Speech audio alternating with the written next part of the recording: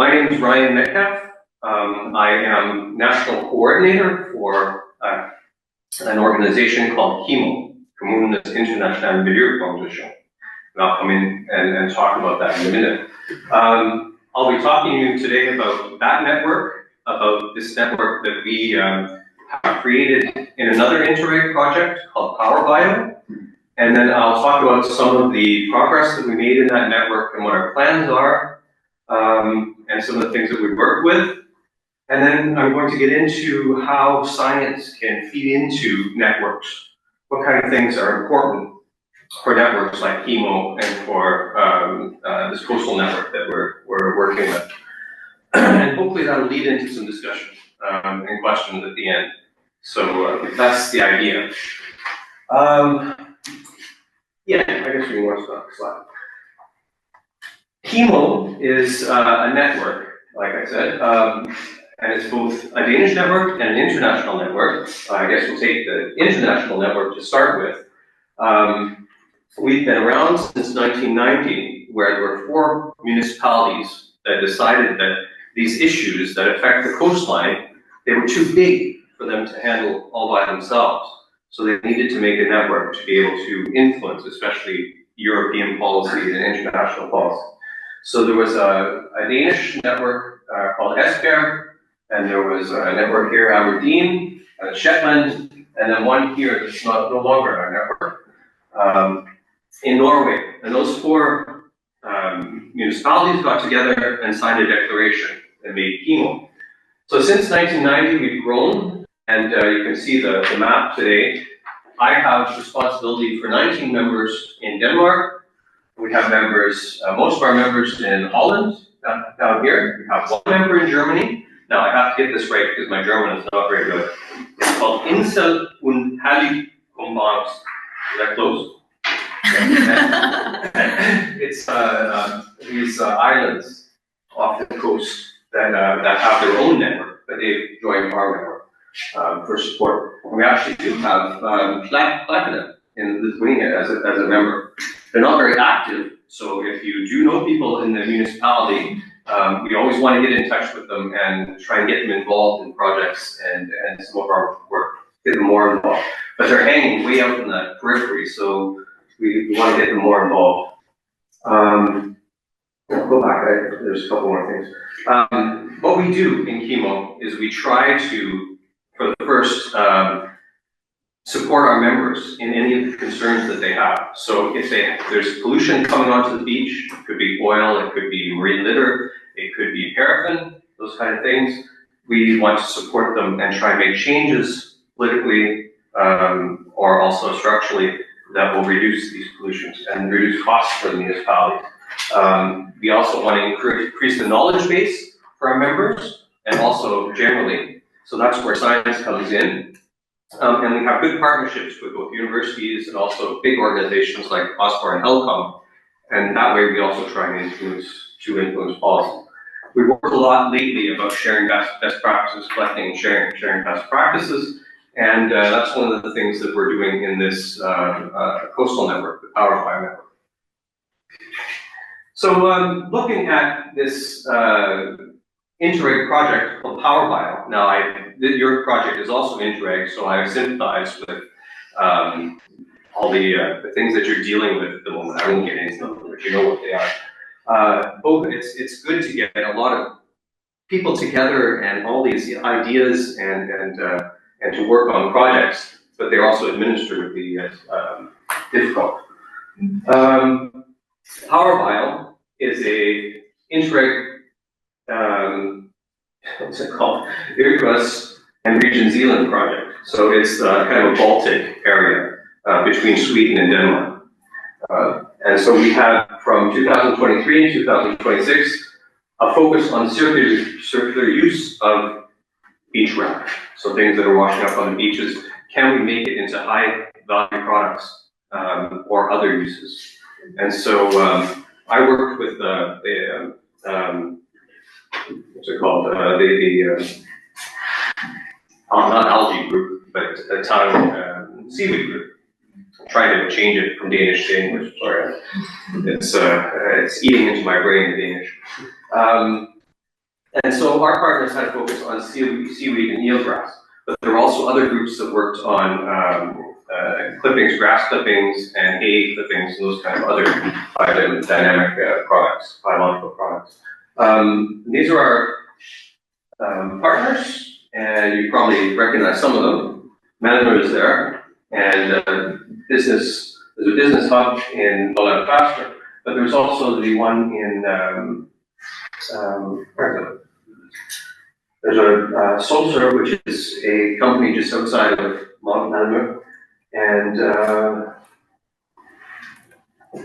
I've got business Malmö twice. There should be a business for, what's it called? Sustainable Business Hub. Mm-hmm. Yeah, you should be there. Yeah. So yes. There's something missing.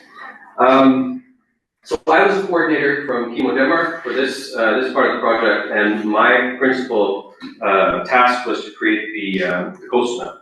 The next one. So the idea came from, I talked about Contra, that project, which also was an Interreg Baltic Sea project way back in 2009 to 2021.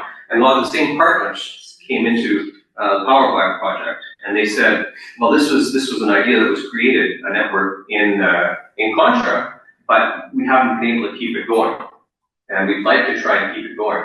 So we tried to establish the network again to share our knowledge and experiences between the partners, but we quickly found out that we needed more partners to be able to fill in the gaps.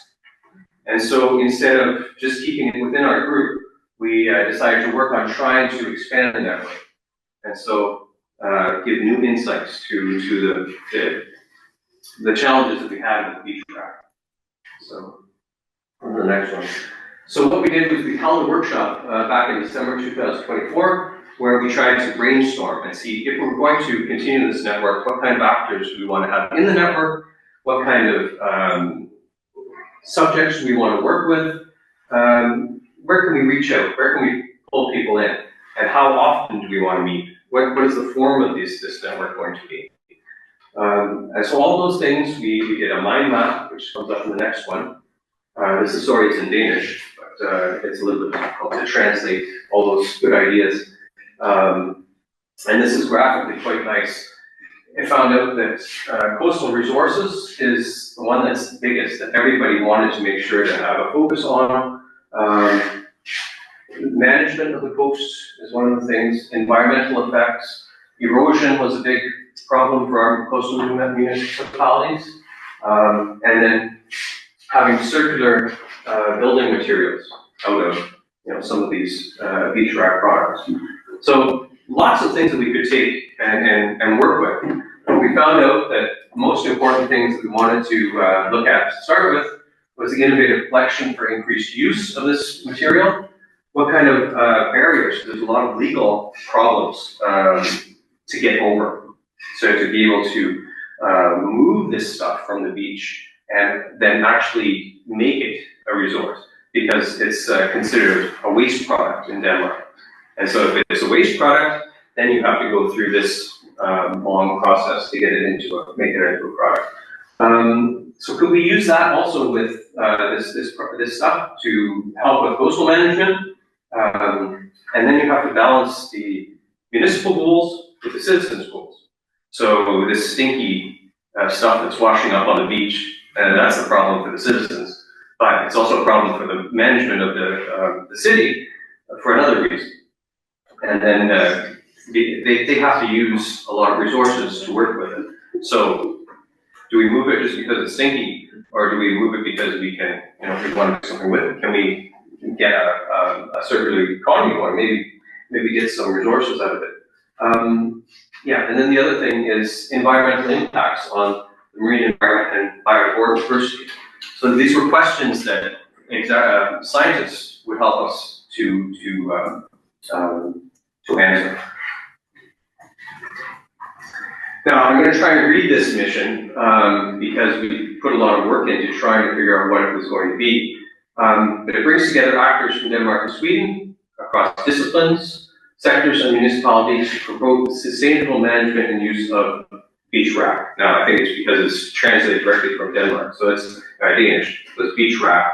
The network functions as a virtual and physical platform for continuous knowledge, experience sharing, and aims to increase cross-sectoral collaborations on coastal and resource management, strengthen stakeholder knowledge, create new connections, close gaps in value chain, support local collaborations, develop joint solutions to known barriers in practice, identify and highlight structural changes and interaction. So we think that this needs a collaboration across all these sectors to make this, give the most potential out of beach rack and have some good changes happening.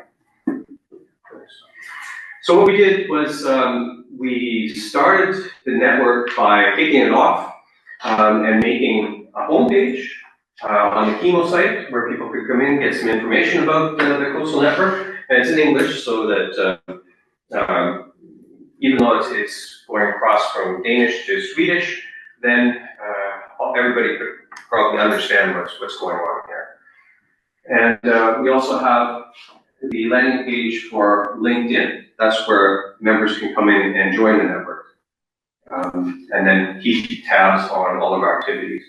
So if you, I removed the, there was a QR code there, but I tried it yesterday and it wasn't working.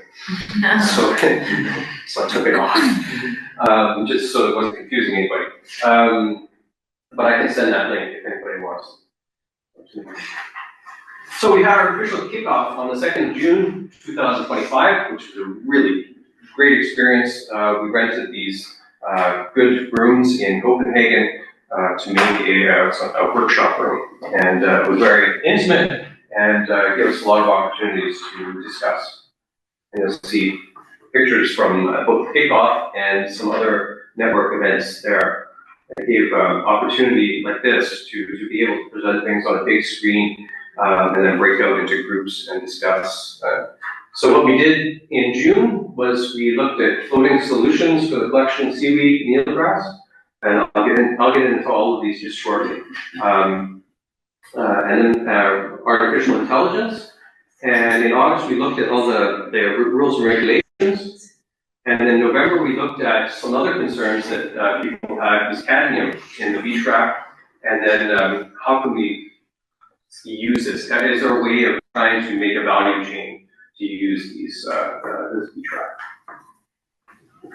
So as of now, the member status is that we have a total membership of 71 contacts, and those contacts are both on LinkedIn, 45, and then I have a separate mailing list with the others that aren't either on our LinkedIn or haven't put their LinkedIn contact into our system yet.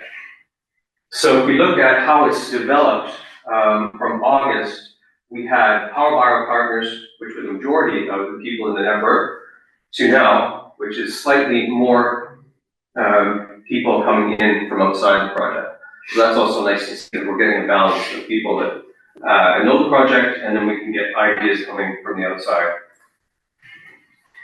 And if we're looking at member status, most of the people, and that's probably because the network is basically a municipal network from the public administration, but there's also research people, consultants, private companies, and then there's a student that joined and another organization that joined. So we're starting to get a good mix of people that can contribute to this work. Now, some of the topics that we looked at. This was the first one, was very interesting. DESME is a Danish company, and they have, for example, helped with the ocean cleanup, giving technology to that to try and pull marine litter out of the ocean. But they also make these booms down in Latin America to keep sargasso seaweed in check from washing up on the beaches. So we were trying to figure out, could this be used in Denmark to try and catch some of the seaweed that we want to use as a high value resource. We found out it was much more complicated and much more expensive than you would think. So it was really good to have DESME come in and make that presentation, and then go in a dialogue with our municipalities and see what is realistic and what is not realistic. Next. And then we have Brainbotics, which is also a Danish company. I think, is it Swedish? No, it's Danish. There's a Danish company. Come in and show their ideas about technology using AI to drones to fly over patches of the Östersjön. What's it called in English? Baltic. Sorry.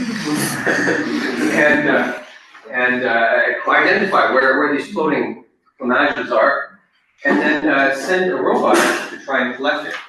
So go to the next one. You can see their idea of a robot that can be sent out and to pick some of this up once they've identified. And the idea is to get this as clean a product to start with as possible. You saw in the last presentation, seaweed can get mixed up with a lot of things. And so to get this as clean as possible to start with, then you can make higher value products. There we go. Didn't realize that was going to go. That's great.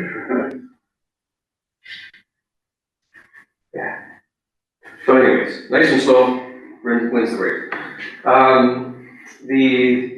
The second meeting we had, this has legal framework for working with this kind of washings. And because there's a lot of, like I said before, challenges that municipalities face if it's considered a waste product. And so we wanted to go in and with a lawyer from this firm, highlight what can be done, what can't be done. And it was really good for municipalities to be able to get that information direct from a lawyer. And are there any things that we can maybe now, with this information, direct our comments to the ministry and say, can you look at this again? This is stopping our municipalities from trying to make things circular. To this idea of a circular economy, if you want it to work, we need to make changes in some of the laws. We also looked at cadmium in our last meeting, and this was really good to have scientists in to talk about, because cadmium is the one thing that limits, especially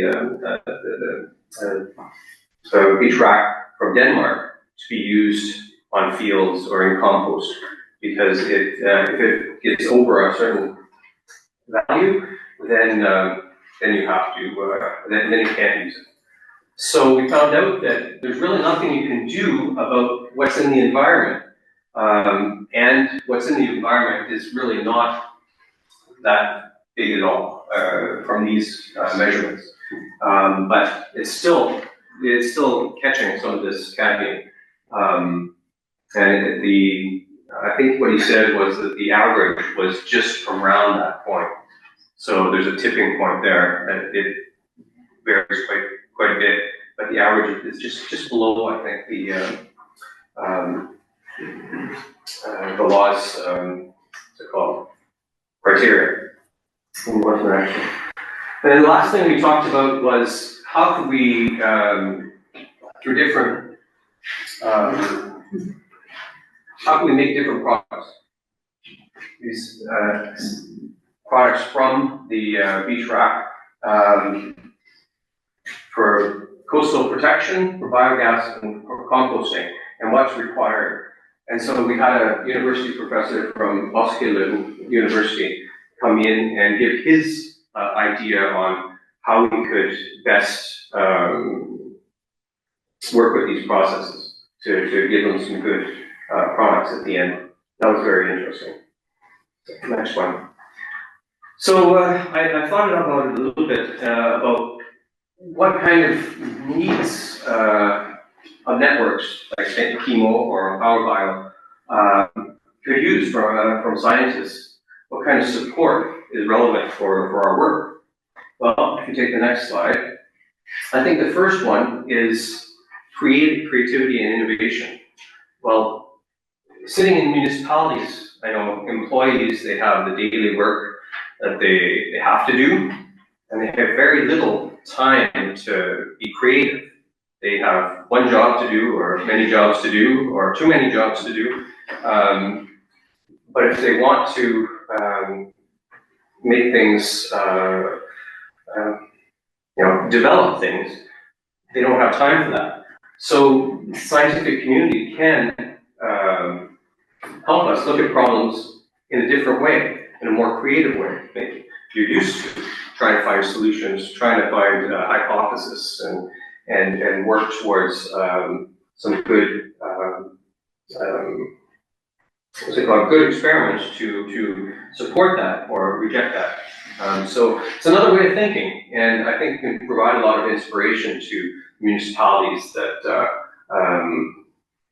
that may only see these things as problems. And so the scientific community can see, well, that's a challenge. That could be an opportunity. Look at it this way. So thinking outside the box. I don't know if you know that expression. It's a good English expression. Next one. So another thing is that there's usually a presentation of a lot of different ways that you could go with something, lots of paths that you could take. The scientific community could also help clarify what's the most reasonable path to go.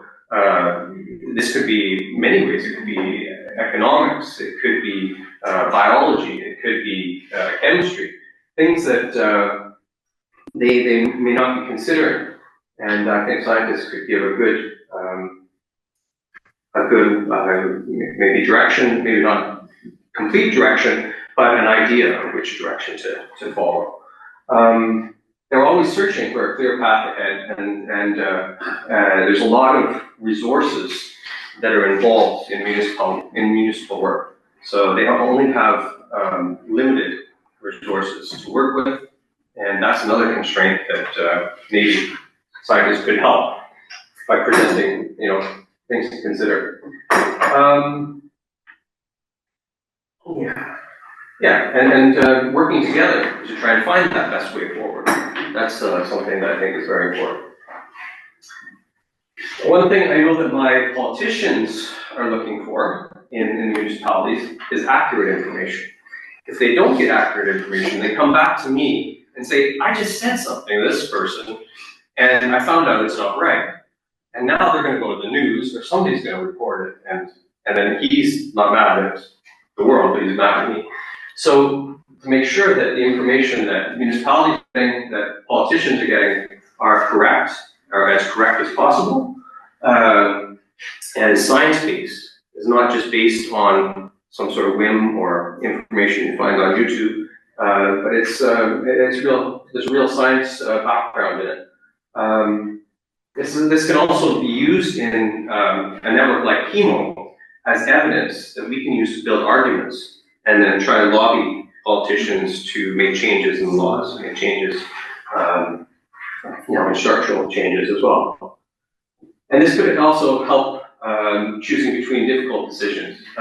Municipal politics is all about making decisions about resources, and so they need to have the best information to be able to make those choices.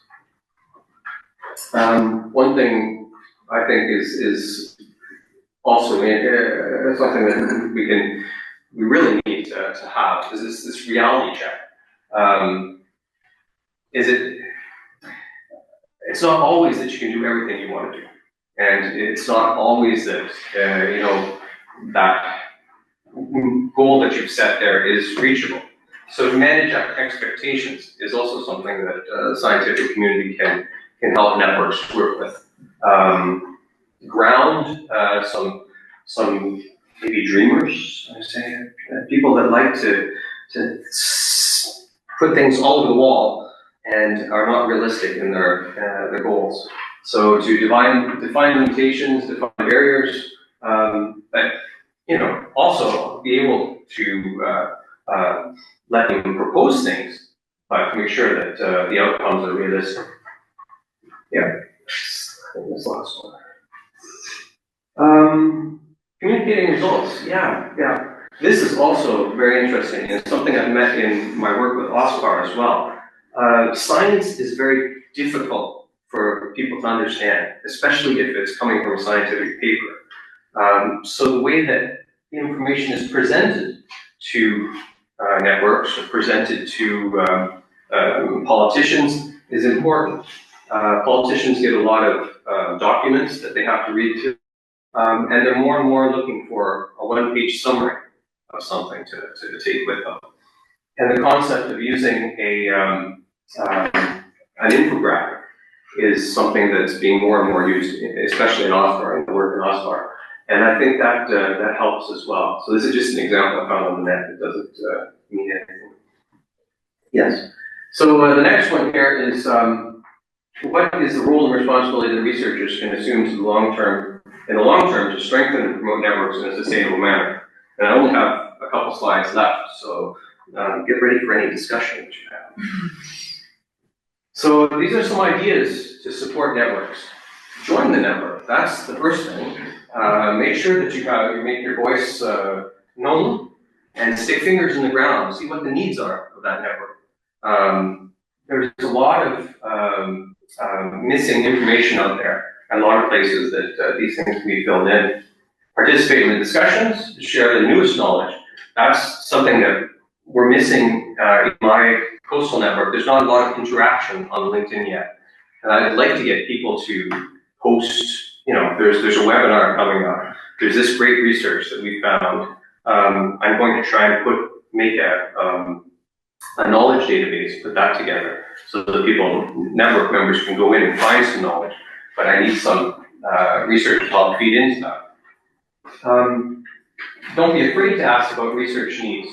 There are these knowledge gaps, and then you can also go into a place like the Knowledge Gap Portal in the OSPAR Commission and see what kind of things that the Regional Action Plan is missing to work on, for example.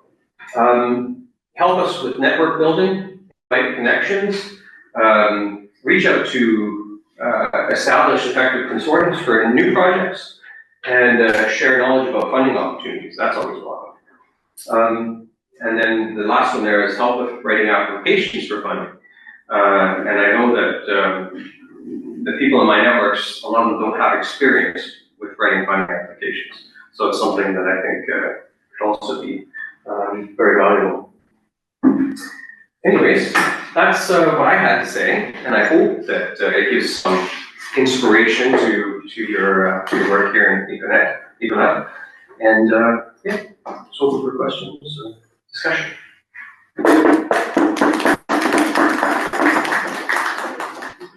Thank you very much for this, and we have time for discussion, questions, etc.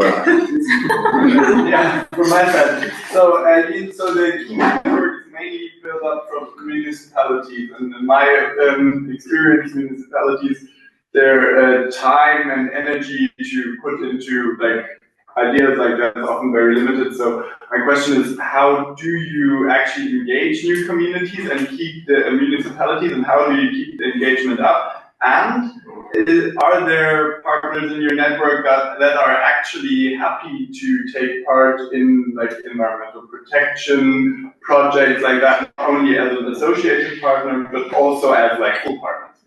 Yeah, that's a good question.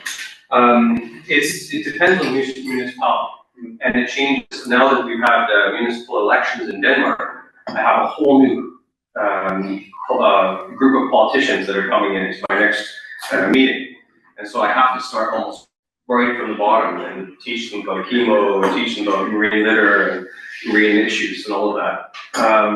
But I've been very lucky that there's communities in the north of Denmark that have been partners in Interreg projects with me, and that's working specifically on issues that concern what's washing up on the beaches and how to manage that best, how to involve their volunteers, for example, and managing that as well.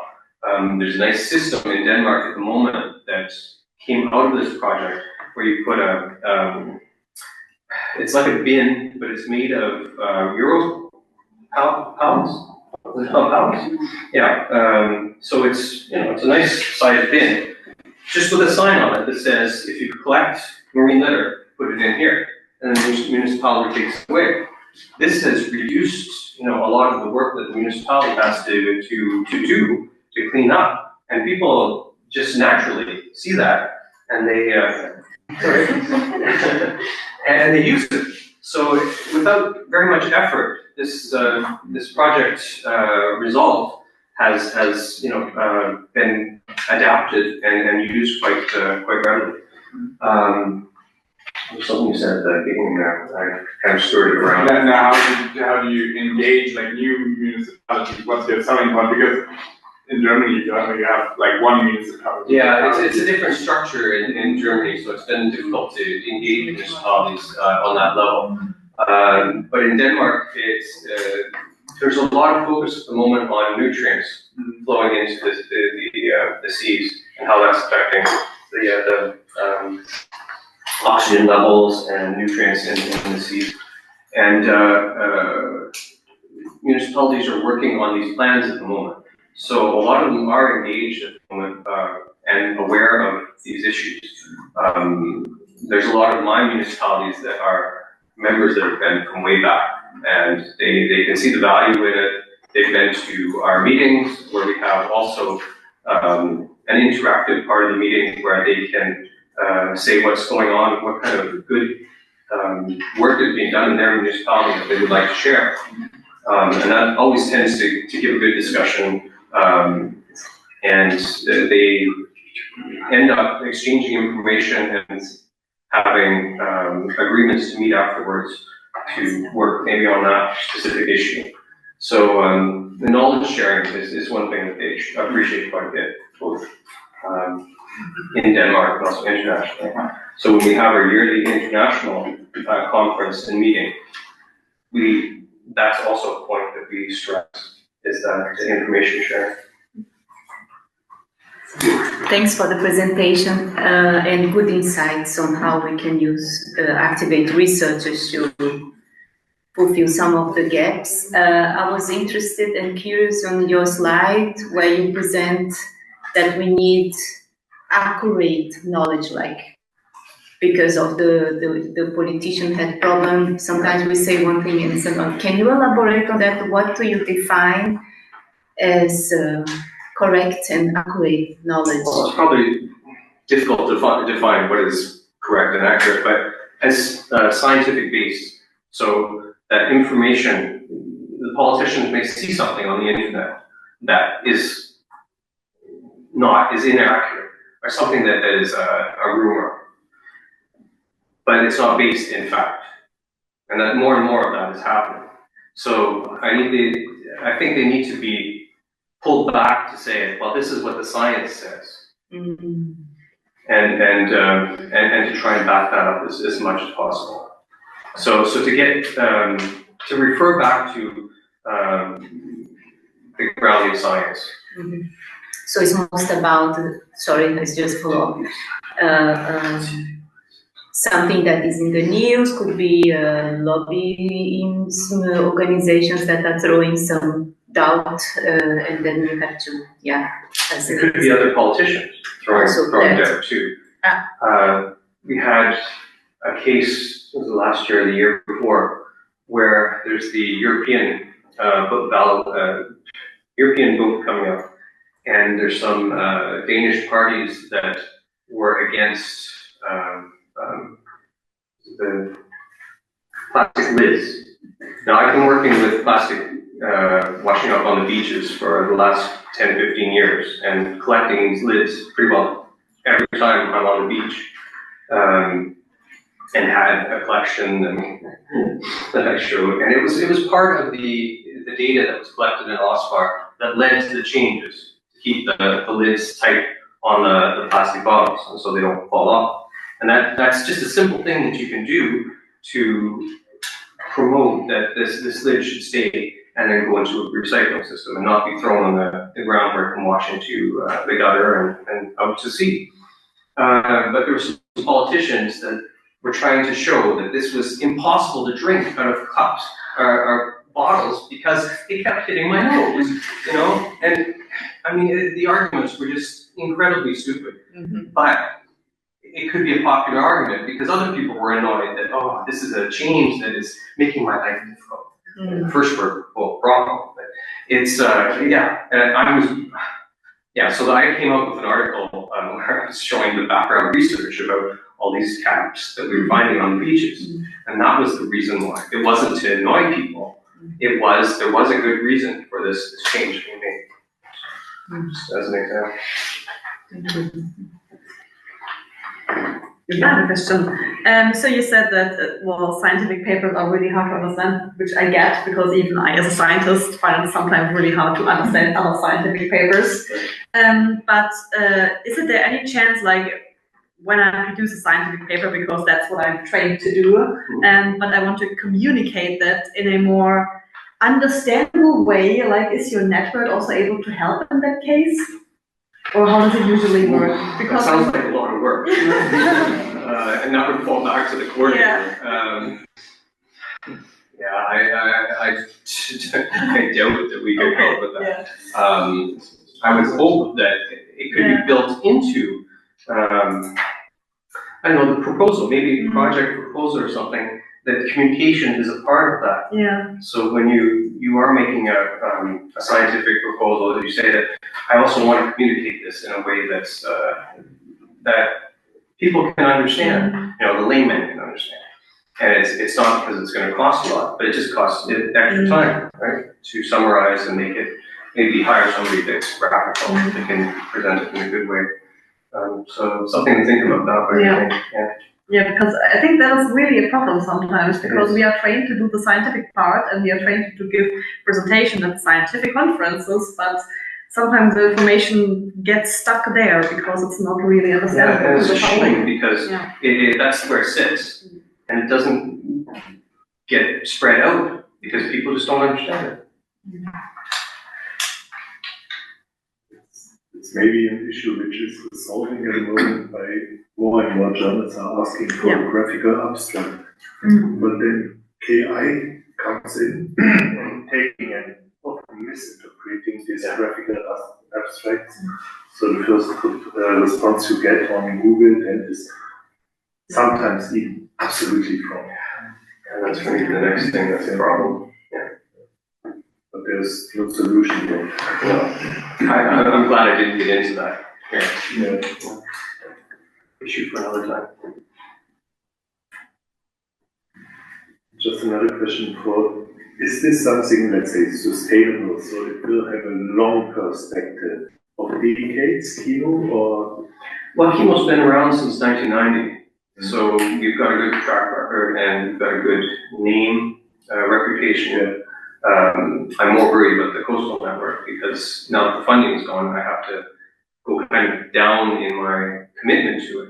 I want to still keep running it, but it's not going to be the same kind of, I would say, quality. I can't invite people to Copenhagen all the time and rent a nice meeting room. So I think there's going to be a lot of virtual meetings, and hopefully we can do some study tours and stuff like that. But my budget is not very high for that. Again, my question was, are you independent from external funding? At least a core group which can survive and keep the expertise, etc., until the next project is funded? Yeah, it's a struggle. It's a struggle. We get membership fees from our municipality. So all the 78 members pay a membership fee, and that helps with the international secretariat. And then I have also membership fees for the national network. So that goes to support the work, but it's not enough, and that's why I'm also involved in all the projects. So it serves both like a double function. I get some economy, but then it also adds to the knowledge base and you know our goals. But still, by membership fees, you have a solid ground. We have a solid ground. It could be better. Will always be better.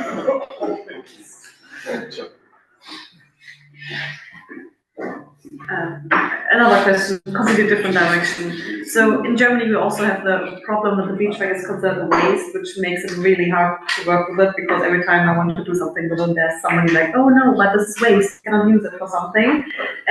Like, how do you deal with that in Denmark? Because you said it's also considered a waste there. Has there been any change in how it's getting treated? Well, this is one of the reasons we want to try and collect it out in the water, because when it first washes up, then it's municipal waste problem. So if you collect it mainly in the water, then it's easier to get in a circular system, and you could prevent some of it from going onto the beach.